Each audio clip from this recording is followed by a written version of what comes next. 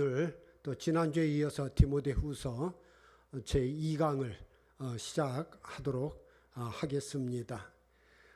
지난주에 디모데후서 1강에서는 이제 1장을 가지고 사도 바울의 디모데를 향한 문안 인사, 또 디모데 신앙에 대한 감사와 격려에 대한 내용을 다뤘습니다. 그 내용을 잠시 요약해 보면은 디모데후서는 이제 로마 감옥에서 쓴 바울의 마지막 편지라는 점에서 바울의 유언과 같은 글, 그것이 디모데후서의 정신이다, 그런 이야기를 드렸는데, 사도 바울이 이제 디모데에게 편지를 쓰면서 자기 정체성을 하나님의 뜻으로 말미암아 그리스도 예수 안에 있는 생명의 약속대로 그리스도 예수의 사도된 바울이다, 그렇게 자기 정체성을 분명히 했습니다. 우리가 믿는 자로서 자기 정체성이 무엇인지를 바로 아는 것은 굉장히 중요한데요. 그러한 바울이 디모데에게 편지하면서 축복의 문안 인사를 합니다. 사랑하는 아들 디모데에게 편지하노니 하나님 아버지와 그리스도 예수 우리 주께로부터 은혜와 긍휼과 평강이 내게 있을지어다. 사도 바울의 모든 편지에 나오는 축복의 문안 인사가 은혜와 평강이 너희에게 있을지어다, 그것을 시작을 하죠. 특별히 이제 디모데에게는 긍휼이라는 부분이 들어가 있습니다. 그가 사역자로서 또 어려운 때에 사역을 감당해야 되는 그에게 하나님의 돌보심, 하나님의 인도하심, 보호하심이 있기를 바라는 그런 마음이 담겨 있다고 보여집니다. 그러면서 사도 바울이 디모데에게 감사한 게 있죠. 디모데만 생각하면 생각나는 게 있다는 거죠. 그것이 청결한 양심, 눈물의 기도, 거짓이 없는 믿음이다. 이제 서로 연결이 되어 있는 건데, 우리가 다 같은 믿음이 아니라 거짓이 없는 믿음, 그것이 어디서부터 나오느냐? 청결한 양심이라고 하는 거죠.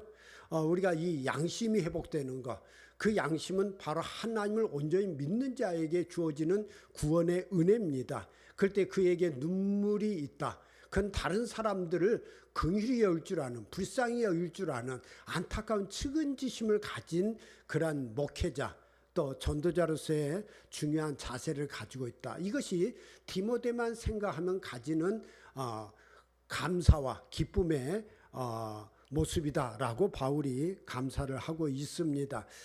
그러면서 단지 그의 인격을 가지고 이야기하는 것이 아니라 그 인격이 무엇이냐?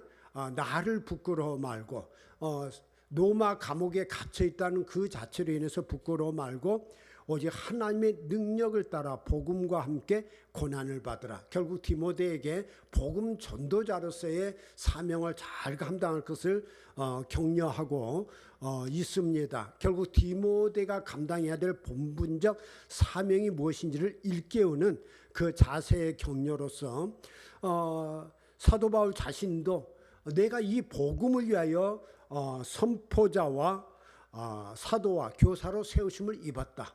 그러므로 너도 그리스도 예수 안에서 사역자로서, 전도자로서 복음을 전하는 자로서의 삶을 살아가라. 그러나 그것은 고난을 감당하고자 할 때만이 가능하다.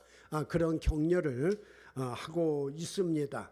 이제 오늘 디모데후서 2강은 디모데후서 2장과 3장을 가지고 오늘 여러분들과 함께 하려고 합니다.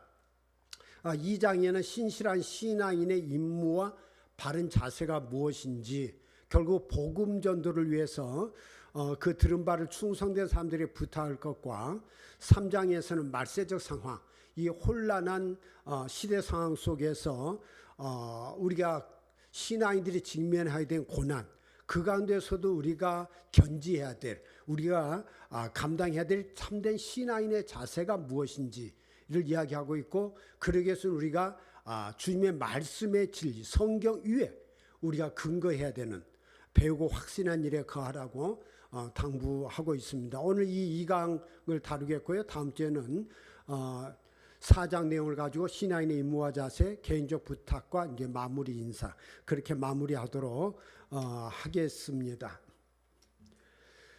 그럴 때 오늘 이제 2장의 내용은 신실한 신앙인의 임무와 바른 자세가 무엇이냐를 말하고 있는데, 우리가 1장에서 디모데의 본문을 일깨우면서 복음과 함께 고난을 받으라 그렇게 당부했죠. 그럴 때 단순히 복음과 함께 고난을 받으라가 아니라 후진을 양성할 것을 오늘 2장에서는 바울이 디모데에게 명령합니다. 내 아들아. 이 바울은 디모데를 내 아들이라고 그렇게 당부하고 있습니다. 제자이면서 아들. 결국 바울이 낳은 복음의 아들, 믿음의 아들이란 뜻이죠. 그리고 또 그리스도에서의 복음을 확산해갈 또 다른 생명의 씨앗이라는 의미도 담겨 있습니다. 그러면서 당부하기를 그러므로 너는 그리스도 예수 안에 있는 은혜 가운데서 강하고, 제일 먼저는 디모데 자신이 그리스도 예수 안에서 강한 자가 되어야 된다 그렇게 당부하고 있습니다. 우리가 이 강하다라고 하는 것은 내가 어떤 긍정적 적극적 사고방식을 가지고 강해지는 것이 아니고, 내가 마음을 담대하게 먹는다해서 강해지는 것이 아니라 우리가 그리스도 예수 안에 그 은혜 안에 있을 때 우리는 강건할 수 있다. 그것을 일깨워주고 있습니다. 강건한 신앙복음 사역의 근거는 그리스도 예수 안에 있는 그 은혜 가운데 머물러 있는 것, 거기에 충만해 있는 것, 우리는 그것을 우리가 성령의 충만이라고 그렇게 말하고 있습니다. 결국 바울은 디모데에게 너가 먼저 유약한 디모데 자신이 강건한 믿음으로 서기를 힘쓰라 그렇게 당부하고 있고, 그 다음으로 혼자 모든 일을 다 하려고 하지 말고 동역자를 키워라, 유임할 줄 알아라. 그래서 2절에 내가 많은 증인 앞에서 내게 들은 바를 충성된 사람들에게 부탁하라. 그들이 또 다른 사람들을 가르칠 수 있으리라 그렇게 말하고 있습니다. 혼자 다 하려고 하지 마라. 유임할 줄 알아라. 또 다른 사람들을 키워낼 줄 알아라. 그렇게 당부하고 있습니다. 그래서 우리 마태복음 28장에 부활하신 예수님께서 제 아들에게 지상태 위임 명령을 하지 않습니까? 너희는 가서 모든 족속으로 제자를 삼으라 명령하고 있는데, 오늘 사도 바울 자신도 이제 로마 감옥에서 자신이 순교의 때를 직감하면서 디모데에게 주님께서 위임하신 그러한 위임 명령을 너도 행할 것을 당부하고 있죠. 그럴 때 나에게 들은 바를 충성된 사람들에게 부탁하라. 그들이 다른 사람은 또한 가르칠 수 있으리라. 결국 복음의 재양산, 복음의 제자들을 키워낼 것을 말하고 있는데, 그럴 때 사도 바울은 이 디모데의 인격을 우선했습니다. 디모데가 얼마나 능력이 있느냐를 우선한 것이 아니라 디모데가 어떤 인격의 소유자느냐. 우리 현대인들은 이 능력을 많이 추구하지만 바울은 능력을 우선하지 않았어요. 왜? 능력은 하나님께로부터 주어지는 것이기 때문이에요. 하나님의 형상을 가진 자에게 주시는 은혜가 하나님의 능력이기 때문에. 그러나 오늘 우리가 하나님의 인격, 하나님의 형상을 가졌느냐보다 자꾸 그 사람의 개인적 능력, 개인적 어떤 그런 모습들을 의지하는 경향이 많이 있는데, 그렇기 때문에 하나님이 찾는 것은 능력 있는 사람이 아니라 오늘 사도 바울은 충성된 사람들이다 그렇게 말하고 있습니다. 충성되다는 이야기는 다른 말로 믿음이 있느냐, 믿음직하냐, 진실하냐, 신실하냐 그런 이야기죠. 우리가 믿음이라 그럴 때 페이스라고 영어로 표현을 합니다. 그 페이스라는 뜻이 또 다른 말로는 충성된 사람, 신실한 사람이라는 의미를 가지고 있습니다. 페이스풀하냐, 페이스, 믿음을 가졌느냐, 그렇게 묻고 있습니다. 자, 그러면서 오늘 바울은 충성된 복음 전도자와 신앙인의 기본 자세를 세 가지 직업으로 비유하고 있습니다. 첫째는 병사로 복무하는 자, 좋은 군사, 누가 좋은 군사가 됐을 것이냐. 둘째는 경기하는 자, 셋째는 수고하는 농부. 군인과 경기하는 자, 농부 세 가지의 직업을 가지고 충성된 복음 전도자는 어떤 자세를 가져야 되느냐 그렇게 보고 있습니다. 결국 충성된 복음 전도자와 신앙인의 기본 자세가 뭐여야 되느냐를 세 가지 직업을 가지고 이야기하고 있는데, 첫째는 좋은 군사의 비유로 충성된 복음 전도자를 비유하고 있습니다. 그래서 3절에 너는 그리스도 예수의 좋은 병사로 나와 함께 고난을 받으라.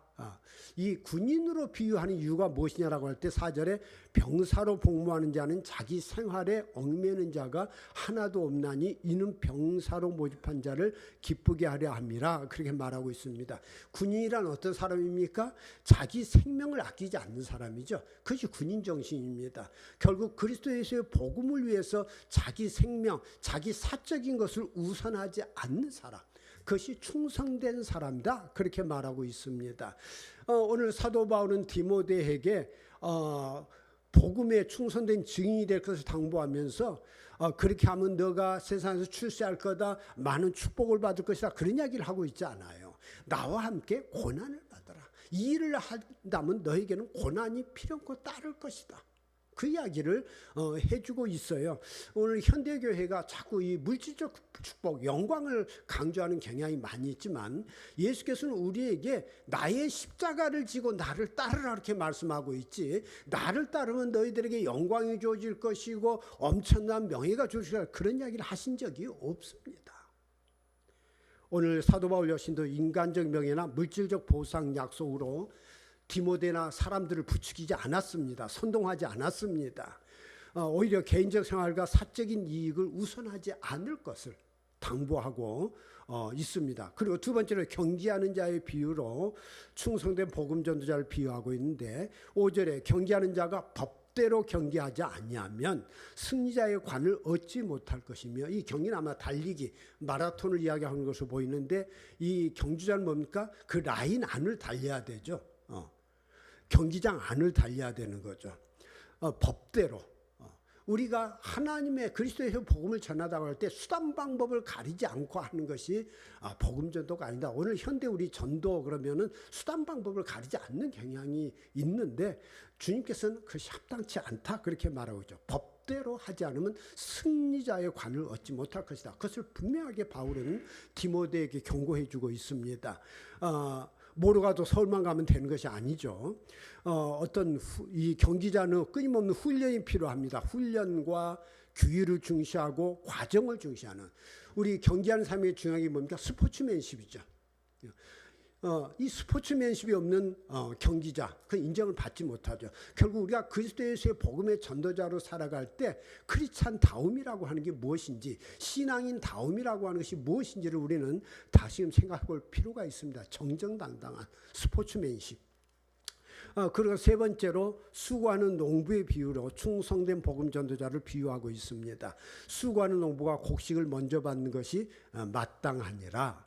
결국 땀 흘린 수고의 결실이 있을 것과 어떤 생존, 수고하지 않고는 결실을 맺을 수 없다는 거죠. 우리 예수님께서도 우리에게 말씀하셨죠. 먼저 그의 나라와 그의 의를 구하라. 그리하면 이 모든 것을 너에게 더하시리라.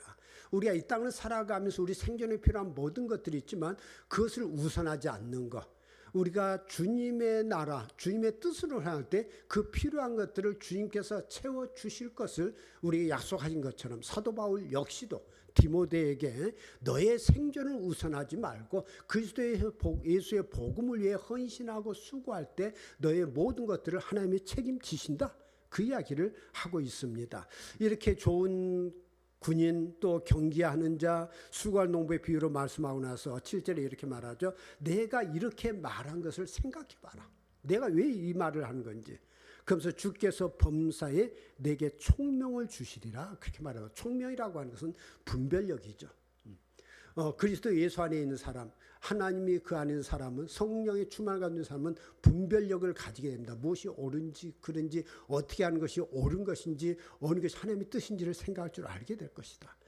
그렇죠. 오늘 바울은 디모데에게 복음을 위해 고난을 받을 것을 당부하고 있어요.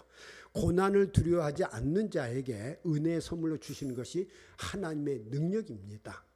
복음에 충성된 증인은 영원한 영광을 바라보며 고난받기를 즐거워하는 사람들인 줄로 믿습니다.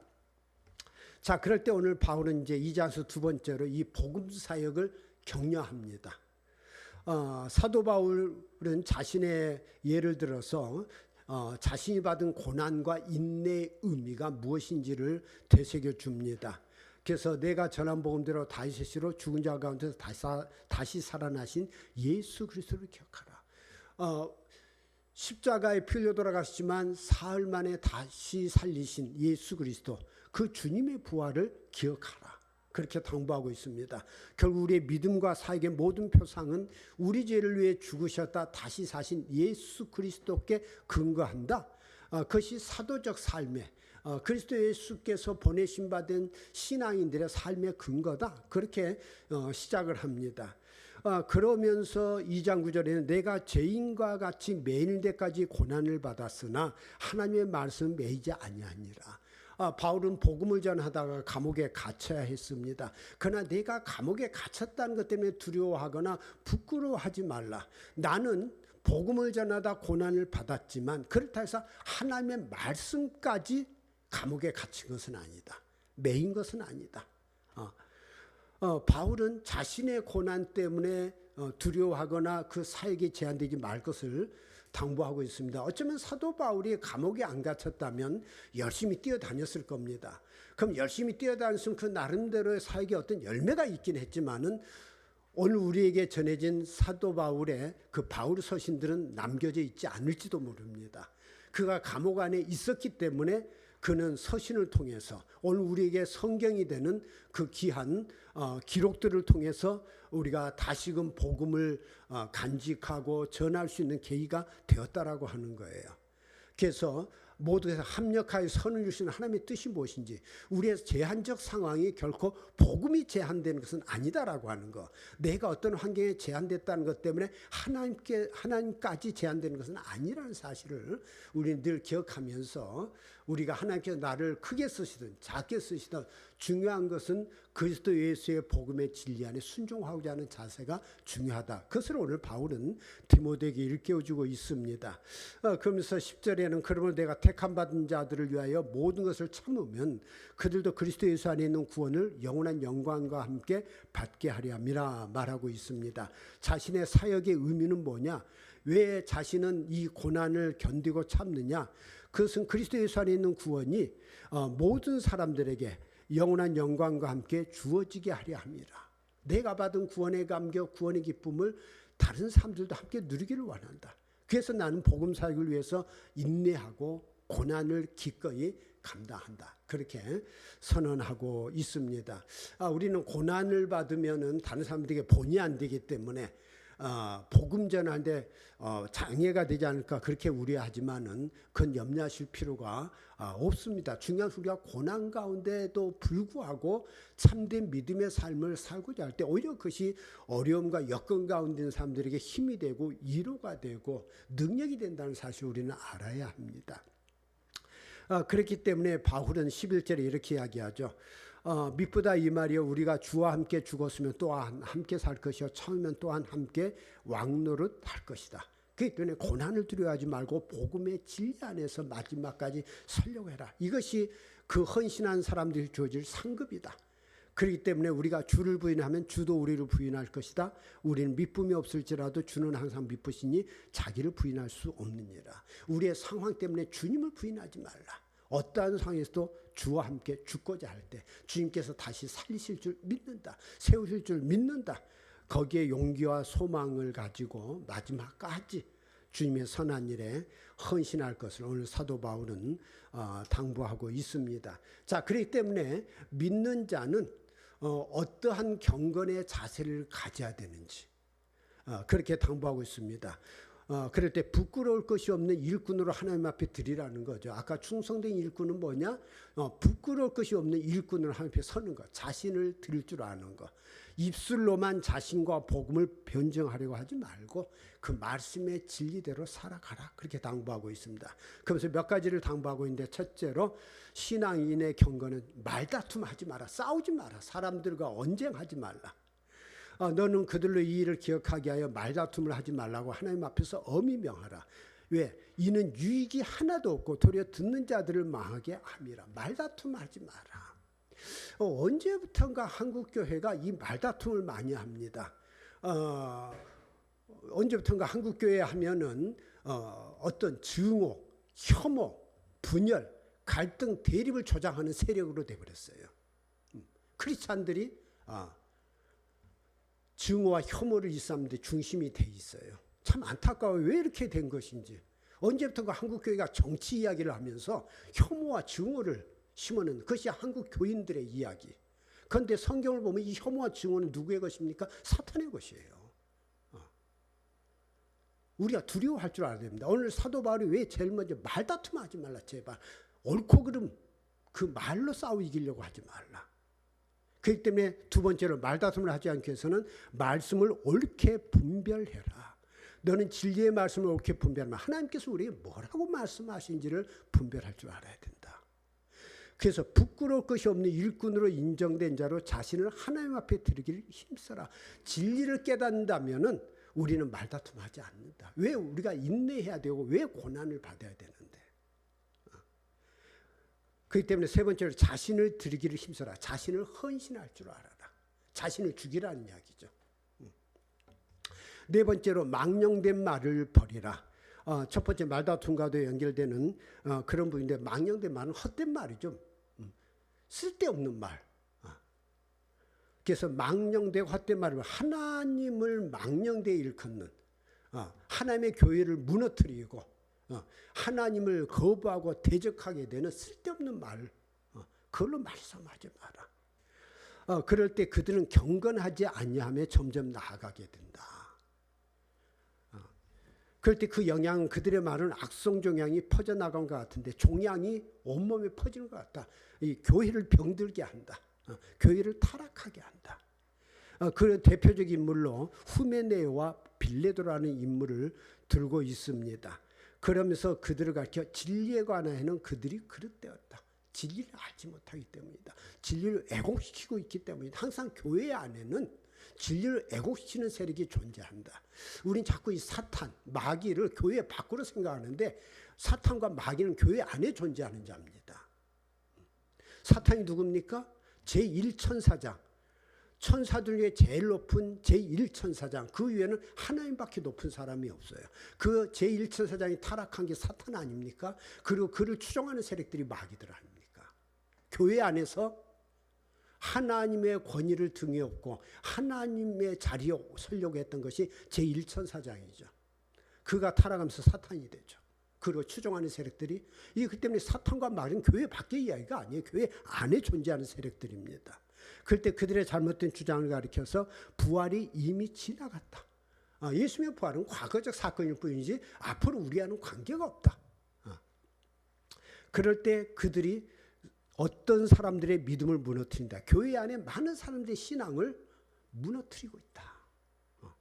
교회를 파괴시키고 있다. 그 이야기를 바울은 디모데에게 경고해 주고 있습니다.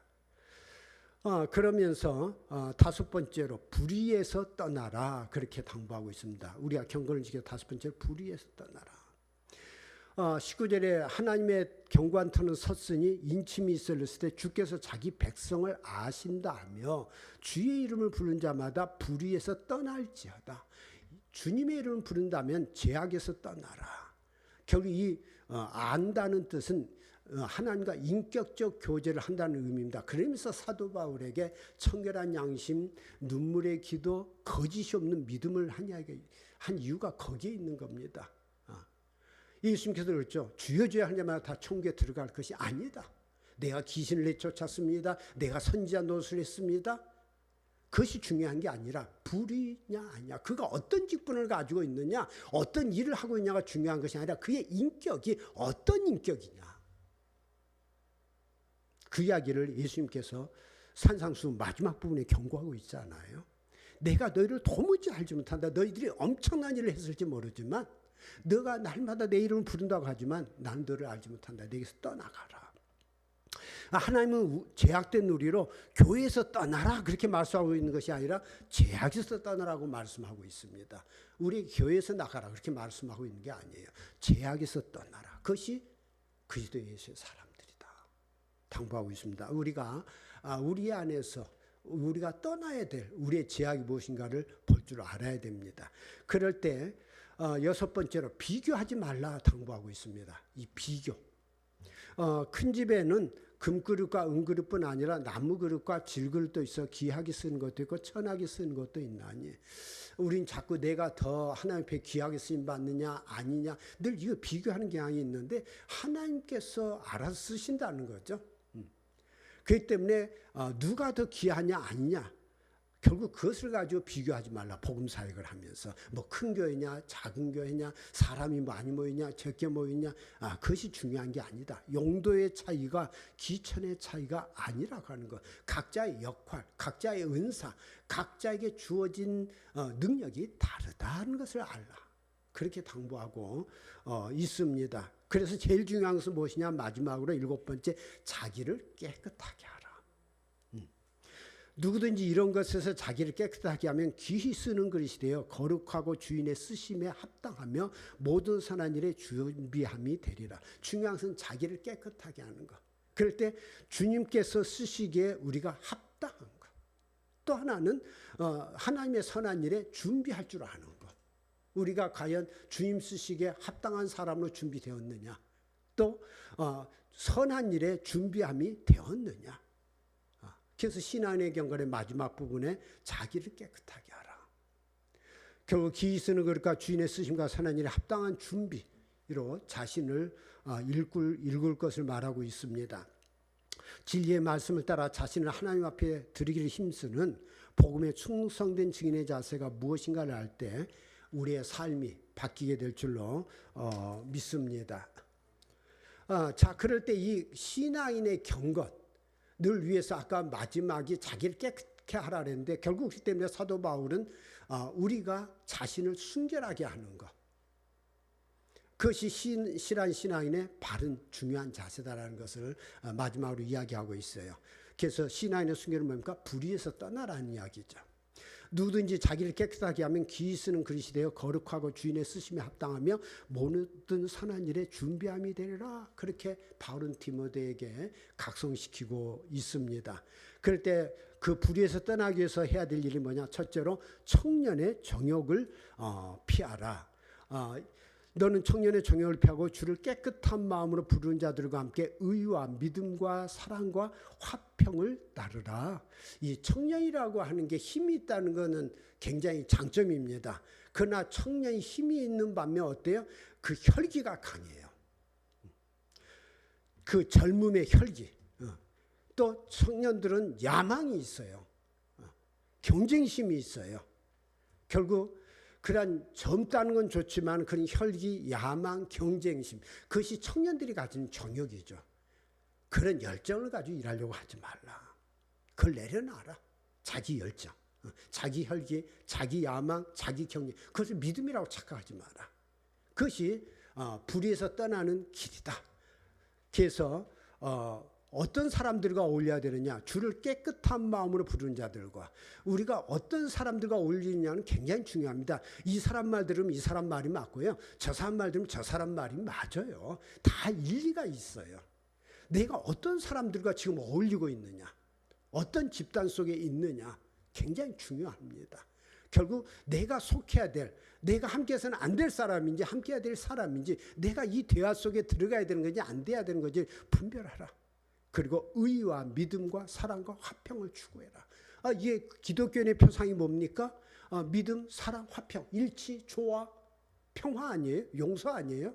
그런데 왜 한국교회가 일치, 평화, 조화가 아니라 혐오와 증오와 분열과 갈등과 대립을 조장하는 그런 발언밖에 일삼지 않고 있어요. 교회 목사라고 하는 사람들이. 교회 크리스찬이라고 하는 사람들이. 그 성경에 우리가 엄연하게 사탄의 짓이라고 경고하고 있어요. 용납과 화해와 용서와 화평을 추구하는 것. 우리는 일을 우선하는 사람이 아니에요. 화평을 우선하는 사람입니다. 화평은 하나님 나라의 표상입니다. 일이 좀 안 돼도 괜찮아요. 일이 좀 늦어져도 괜찮아요. 하나님 우리에게 일 우선으로 하라고 말하고 있지 않습니까? 결국 오늘 사도 바울은 일 우선으로 하지 말라는 이야기죠. 함께 해야 할 사람과 추구할 자세가 무엇인지를 깨우치고 있습니다. 그럴 때 신앙인의 순결을 위해서 불의에서 떠나려면 두 번째는 어리석은 변론을 버리라. 자꾸 이 말 가지고 뭔가를 하려고 하지 마라.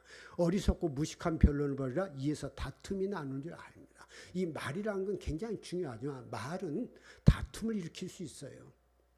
어리석은 변론을 버리라. 어리석은 말다툼, 어리석은 이야기 하지 마라. 세 번째로 다투지 말라. 결국 그 잘못된 말에서 다툼이 일어나기 때문에 그래서 24절에 주의 종은 마땅히 다투지 아니하고 그리스도 예수 사람들은 다투지 않는 사람들이다. 다툼을 조장하는 사람들이 아니다. 모든 사람에 대해서 온유하며 참을 줄 알아야 된다는 거죠. 부드럽게 대해야 될 줄 안다. 그리고 가르치기를 잘하며 참으며 거역하는 자를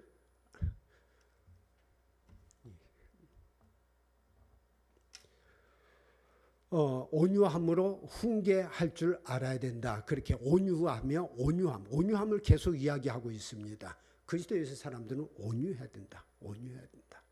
왜 그래야 되느냐? 혹 하나님이 그들에게 회개함을 주사 진리를 알게 하실까 하며 그들로 깨어 마귀의 올면서 벗어나 하나님께 사로잡힌 바 되어 그 뜻을 따르게 하실까 함이라 그렇게 당부하고 있습니다. 바울의 왜 사도 바울을 통해서 감사했는지, 왜 그의 청결한 양심, 눈물, 거짓이 없는 믿음을 생각하고 떠올린다, 감사하고 기뻐한다라고 말하는지를 우리는 다시금 생각할 필요가 있습니다. 복음에 충성된 증인은 자신의 야망적 열정을 복음의 열정으로 애곡하지 않고 자신을 깨끗하게 하여 주님이 쓰시기에 합당한 자로 예비하는 사람들인 줄로 믿습니다. 이것이 2장까지의 내용입니다. 그러면서 이 3장에 들어가서는 말세적 상황과 고난에서의 신앙인의 자세를 이야기합니다. 우리가 어떤 크리스찬의 공식적인 또 우리가 본질적인 추구가 뭔지를 알지만 우리의 현실은 그렇지 않다는 거죠. 그 말세적 상황이라고 말하는 것은, 말세라고 하는 것은 마지막 때 주님이 오실 때의 시대적 상황을 말하기도 하지만 또 한편에는 죄악이 보편화된 시대를 가리키는 표현이기도 합니다. 그럴 때 우리에게는 분명히 그러한 시대가 있을 것이다. 이거는 사도 바울이 로마 감에 갇혀 있을 그 당시 로마 제국의 그 네로 황제의 폭정 당시 그때를 가리키는 표현이 말세이기도 합니다. 그럴 때 이 말세의 타락상이 뭔지, 그럴 때 단지 그 타락상 앞에 절망할 것이 아니라 영적 각성을 바울은 디모데에 촉구하고 있습니다. 배우고 확신한 진리에 거하지 못할 때 그 어떻게 사랑이 왜곡되는지, 사랑을 이야기하는데 그 사랑이 왜곡되어 있을 것이다, 그 이야기를 말하고 있습니다. 그래서 너는 이것을 알라, 말세에 고통하는 때가 이르리라. 시대 현상을 직시해라. 이 시대에 무엇이 일어나고 있는지 그렇게 말하고 있고, 그 타락의 시작의 가장 큰 근간이 뭔지를 첫째로 2절에 사람들이 자기를 사랑하며 돈을 사랑하며, 무엇을 사랑하느냐? 하나님을 사랑하는 게 아니고 진리를 사랑하는 게 아니고 자기를 사랑하고 자기밖에 모른다는 이야기죠. 돈을 사랑하고, 이것이 말세의 시대적 징조다, 그렇게 당부하고 있습니다. 자기 만족과 쾌락을 우선하는 시대.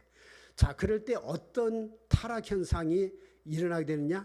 자랑하며 교만하며 비방하며 부모를 거역하며 감사하지 아니하며 거룩하지 아니하며 무정하며 원통함을 풀지 아니하며 모함하며 절제하지 못하며 사나우며 선한 것을 좋아하지 아니하며, 믿는다고 하는데 굉장히 이 다툼을 일으키는 인물이 되어 있다는 거죠. 날마다 분노가 가득 차 있고, 그는 뭔가 잘못된 신앙이라고 하는 거죠. 배신하며 조급하며 자만하며, 결국 이야기는 제잘난 맛에 살고자 하게 되고 권위와 인격을 무시하고 자기 욕망을 분출하고 몰인정하고 남을 함부로 정죄하고 포악한 인격으로 변질되어서 자기 인격이 망가졌다는 자체도 모르고 인격적 파탄을 가져오면서 분별력을 상실하게 될 것이다, 그렇게 말하고 있습니다. 그럴 때 그 기결이 뭐냐? 쾌락을 사랑하기를 하나님 사랑하는 것보다 더하며 불순종과 불경건. 그럴 때 그들의 신앙은 결국 뭐냐? 이 교회 안에 있는 사람 이야기입니다. 이 상황이 교회 밖에 있는 사람 말하는 게 아니에요.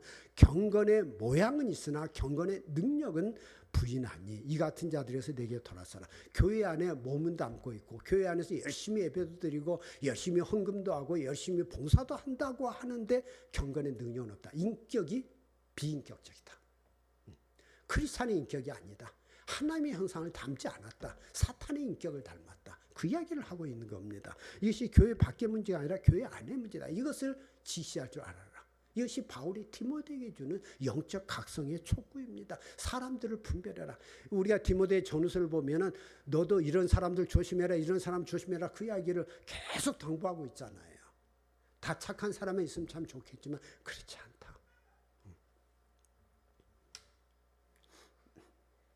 그렇기 때문에 거짓 신앙인을 경계할 것을 당부하고 있습니다. 배우고 확신한 진리에 거하지 못할 때 미혹과 타락의 현상이 뭔지, 미혹하는 자들이 등장한다는 겁니다. 그럴 때 미혹의 대상을 네 가지로 이야기하고 있습니다. 그들 중에 남의 집에 가만히 들어가 어리석은 여자를 유인한 자들이 있으니 그 여자는 죄를 중지고 여러 가지 욕심에 끌린 바 되어 항상 배우나 끝내 진리의 지식에 이룰 수 없느니라. 여자를 그냥 가리킨 이야기가 아니라 상징적인 거죠. 어리석은 자.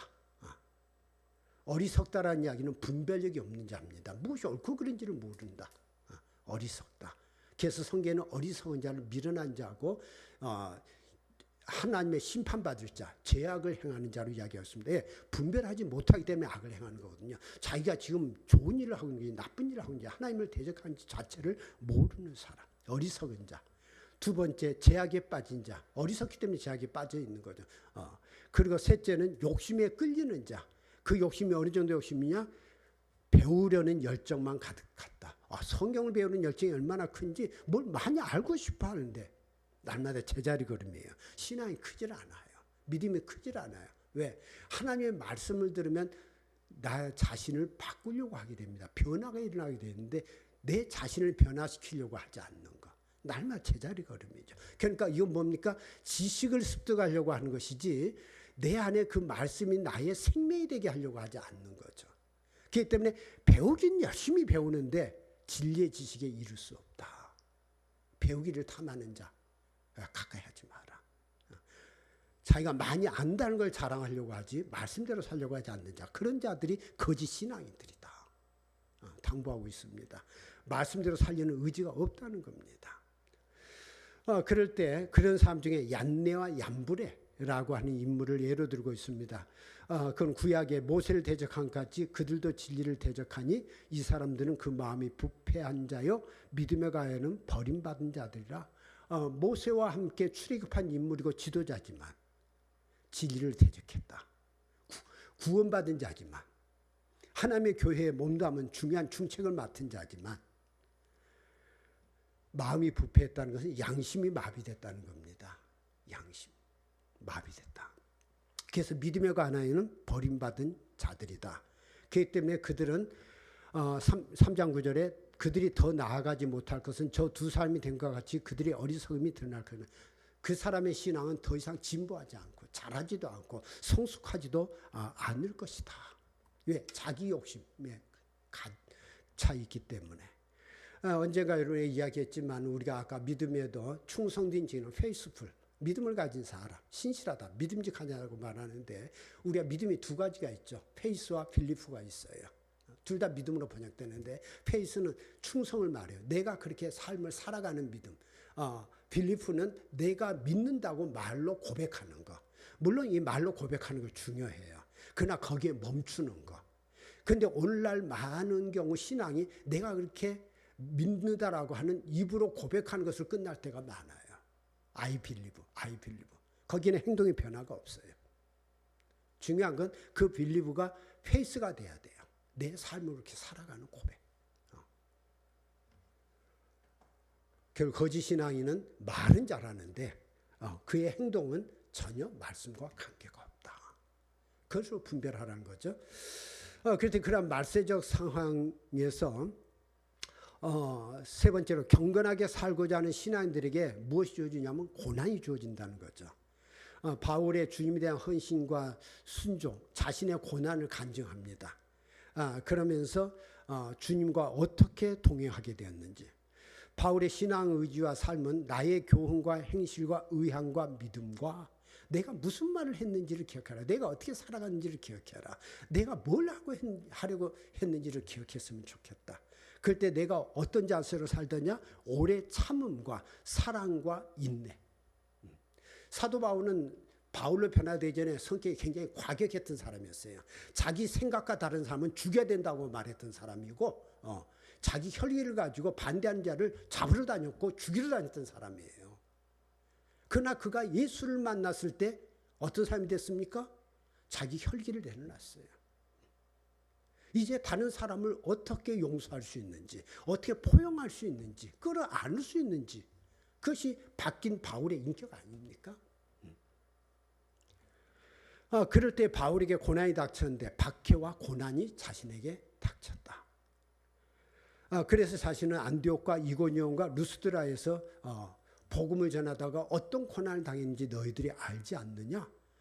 그래서 어떠한 박해를 받은 것을 내가 과연 보고 알았거니와 주께서 이 모든 것 가운데서 나를 건지셨느니라. 내가 복음대로 살고자 할 때 많은 사람들이 나에 대해서 어떻게 대적했는지 알지 않느냐? 그러나 내 능력이 아니라 주님께서 그 가운데서 나를 건지셨느니라.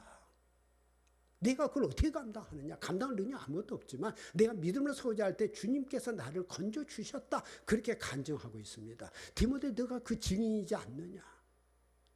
자신이 받은 고난 사실을 바울은 감추기보다 드러냅니다. 우리가 위로와 힘을 얻은 게 무엇입니까? 내가 잘 나간다, 힘이 있다, 능력이 있다고 말할 때 사람들은 감동받지 않아요. 속으로 뭐라 합니까? 너 잘났어 그랬지. 그러나 내가 이렇게 힘들지만, 내가 이렇게 어렵지만, 내가 이렇게 실패했지만 자기 실패, 모순, 연약함을 들을 때 오히려 많은 사람들이 거기서 힘을 얻고 용기를 얻고 희망을 발견하지 않습니까? 우리의 연약함을 감추는 것이 아니라 우리의 연약함을 드러낼 줄 알 때 다른 사람을 구원할 수 있게 돼요. 오늘 사도 바울은 자신의 고난을 드러낼 때에 다른 사람들을 격려하게 됐다는 거죠. 그렇기 때문에 사도 바울은 분명히 이야기합니다. 신실한 신앙이라면 당연히 알아야 될 자세가 있는데 12절에 무릇 그리스도 예수 안에서 경건하게 살고자 하는 자는 박해를 받으리라. 경건하게 살고자 하는 자는 축복을 받으리라. 그렇게 말하고 있지 않아요. 경건하게 살고자 하는 자는 박해를 받으리라. 복음을 전할 때 고난을 받을 것이다. 우린 분명히 알아야 됩니다. 그러면 박해를 받을 때 교회는 무너졌나요? 아니에요. 더 튼튼하게 섰어요. 고난을 받을 때 흩어진 것이 아니라 더 결집했어요. 제가 중국에서 이제 목회를 하거나 사역을 할 때 중국 정부의 핍박과 박해가 있었지만 그렇기 때문에 교회가 힘이 약해지거나 흩어진 것이 아니라 더 뭉치고 더 견고해지고 반 속에 선 것을 경험합니다. 인간적으로 보면 이렇게 되면 교회 무너지겠는데? 뭐 안 되겠는데? 아니에요. 더 결집하는. 오히려 이 중국 정부가 한때 후진타오 정부 때 이제 박해를 좀 풀었는데 그때 교회들이 느슨해지면서 오히려 힘이 약해져 버렸어요. 참 묘한 거예요.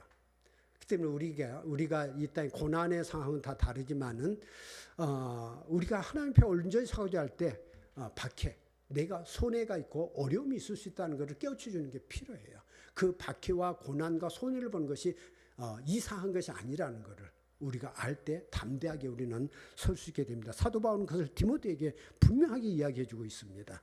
그러면서 타락한 신앙인들의 삶의 자세와 현실을 가리켜서 악한 사람들과 속이는 자들은 더욱 악해져서 속이기도 하고 속기도 하니 자기들끼리 속고 속인다는 겁니다. 악한 자들은. 우리가 경건하고 순결한 신앙생활은 고난받기를 두려워하며 살아갈 수 없다는 사실을 우리가 다시 깨닫고 사도 바울이 왜 이것을 권면한지를 볼 수 있기를 바랍니다. 네 번째로 이 고난 가운데서의 신앙인의 기반.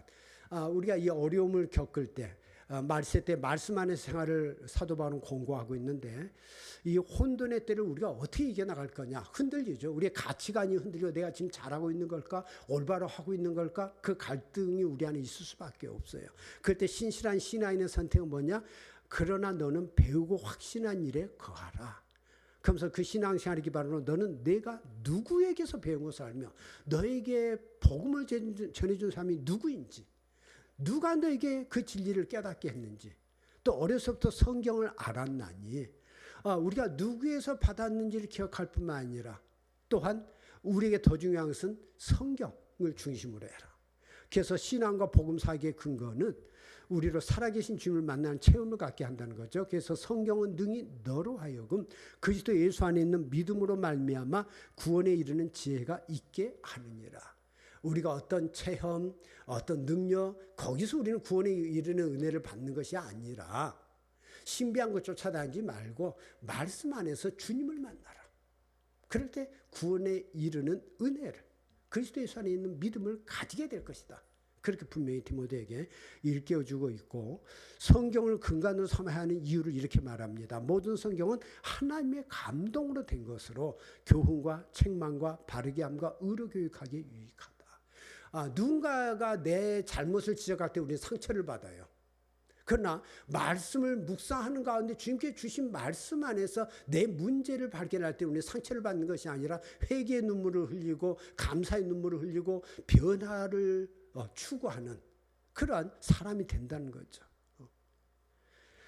그럴 때 말씀의 진리가 가진 능력은 이는 하나님의 사람으로 온전하게 하며 모든 선한 일을 행할 능력을 갖추게 하려 함이라 말합니다. 하나님의 사람으로서 더 온전한 하나님의 사람이 되게 자라가게 할 뿐만 아니라 선한 일을 행할 능력을 갖추게 해준 것이 하나님의 말씀의 진리다. 그렇게 당부하고 있습니다. 우리가 혼란의 때에 이 사람 말 저 사람 말 거기에 휩쓸리는 것이 아니라, 그리고 맞다투이다 말다툼하는 사람들이 아니라 말씀 안에 서서 조용히 우리가 무엇이 옳은지를 분별할 수 있는 능력을 가질 때 주께서 우리로 하나님의 사람으로 온전하게 하며 선한 일을 행할 수 있는 능력을 얻게 하는 그런 지혜로 이끌어 주실 줄로 믿습니다. 이것이 디모데후서 2장과 이제 3장의 내용, 디모데 2강의 내용인데 내용을 이제 정리해 봅니다.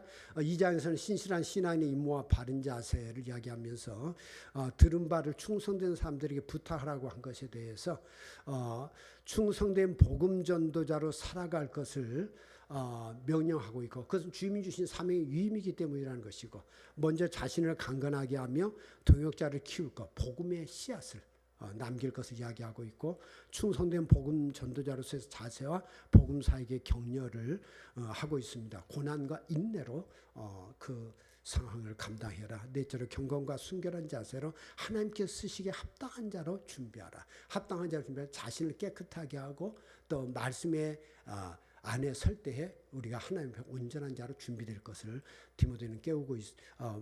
디모데에게 깨우쳐주고 있습니다. 그리고 말씀의 상황과 고난에서 신앙인의 자세에 대해서 배우고 확신한 일에 가라. 말씀을 붙잡아라.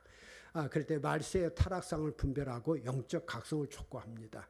거짓된 신앙인들에 대한 경계와 자신에 대한 자각, 또 경건하게 살고자 하는 신앙인들에게 당연히 주어지는 고난을 일깨우고 있고, 성경을 혼돈의 때를 살아가는 신앙과 복음 사역의 근간이 되게 할 것을 당부하고 있습니다. 우리가 이 말 저 말이 휩쓸리는 삶이 아니라 말씀 안에서 우리의 중심을 세울 때 이 말세의 때에 온전한 믿음의 사람으로 서게 될 줄로 믿습니다.